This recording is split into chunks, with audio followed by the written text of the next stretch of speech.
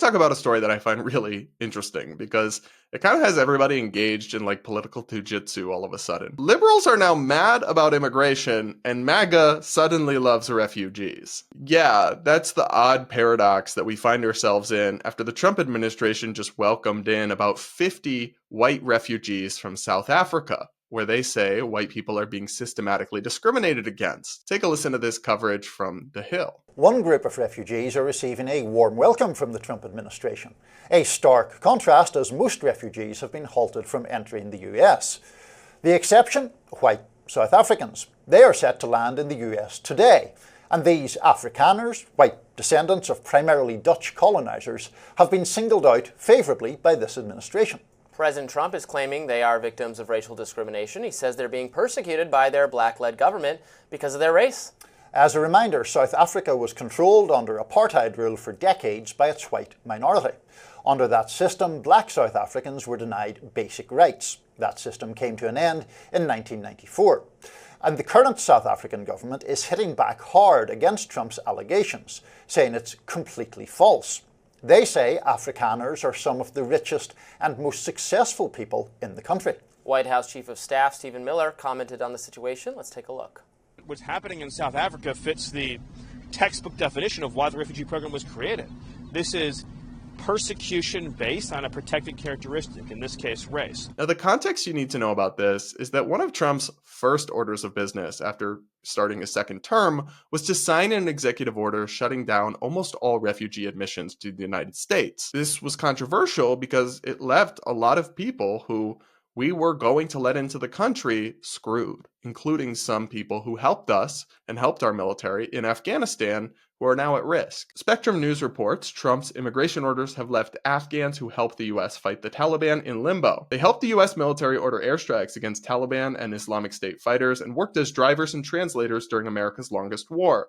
They were set to start new lives in the United States. Then, President Donald Trump issued executive orders that put an end to programs used to help Afghans get to the safety in America.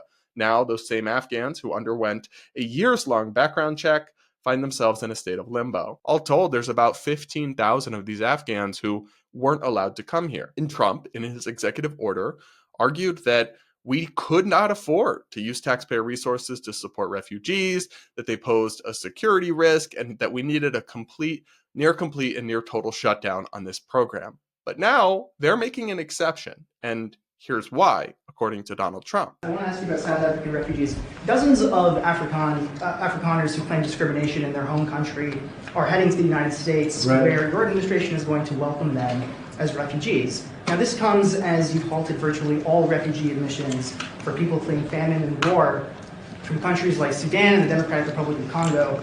Why are you creating an expedited path into the country for Afrikaners but not others? Because they're being killed, and we don't want to see people be killed. It's a genocide that's taking place that you people don't want to write about, but it's a terrible thing that's taking place, and farmers are being killed. They happen to be white, but whether they're white or black makes no difference to me, but white farmers are being brutally killed, and their land is being confiscated in South Africa. I don't care about their race, their color. I don't care about their height, their weight. I don't care about anything. I just know that what's happening is terrible. I have people that live in South Africa. They say it's a terrible situation taking place. So we've essentially extended citizenship to those people to escape from that violence and come here. So I'm no expert in South African politics or what's going on there. So let's just accept this at face value. These white farmers, let's say they are being killed. They are being targeted in a genocide. That would be horrible, like it would be in any context. But it's not unique to South Africa. That's also the case in many other parts of the world, including like the Afghanis who we turned away, who may be killed by the Taliban now, but he, in those cases, thought it wasn't worth it to allow the refugees in, and now is making an exception. This is the part that doesn't make sense to me. I have no issue with these South Africans coming here. I welcome them, and I'm horrified by what I'm hearing happen to them in South Africa. But I also think there are a lot of other people who should be let in, and the bizarre double standards here don't make sense to me. This move is leading to a lot of pushback, of course, from Democrats and liberal media, including some that borders on hysterical. Here's one segment from CNN. So what's the difference between the refugees that they're talking about here and those refugees? I could guess. I mean, I think everyone... They're white. They're white. Thank you. They are white. And I think, look, if that is how you feel, fine, then hold the line. But there are people all over the world, even people in this country right now, who are seeking, who have sought asylum, who are going through the process of asylum seeking, and have been detained by ICE and are being deported.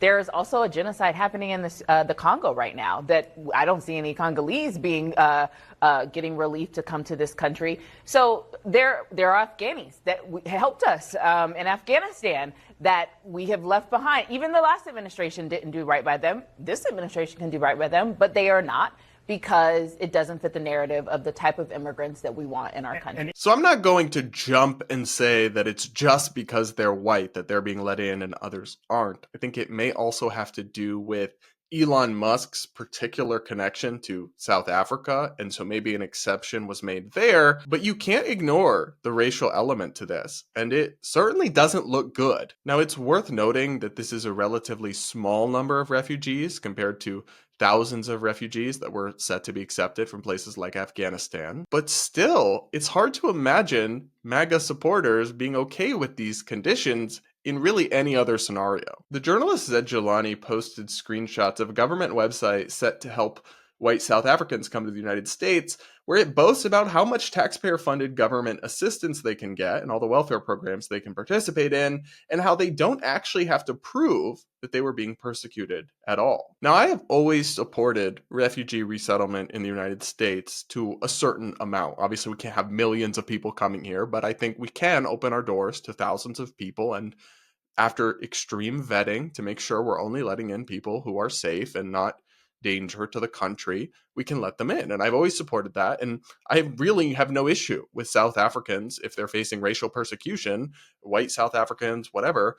Yeah, I have no issue with that. I'm supportive of that. But there is something bizarre and inconsistent to me about the Trump administration being so anti-refugee and so against, American tax dollars being used to support foreigners and all this stuff, and then suddenly making an exception for this one group. But there's also something incredibly bizarre about the way that many liberal commentators and institutions are suddenly against refugees.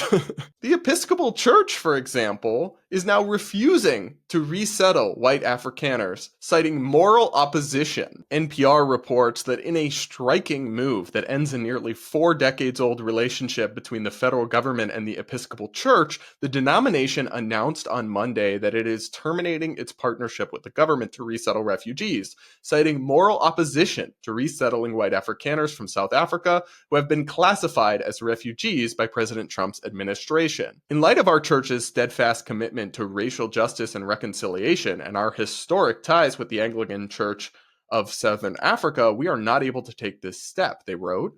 Accordingly, we have determined that by the end of the federal fiscal year, we will conclude our refugee resettlement grant agreements with the United States federal government. This is bizarre. So they're cutting off their working relationship with the government, where they receive taxpayer dollars to help resettle refugees, because they don't want to help 50 white South Africans who are being brought here because they're facing racial persecution. And they're citing racial justice as the reason that they don't want to do that.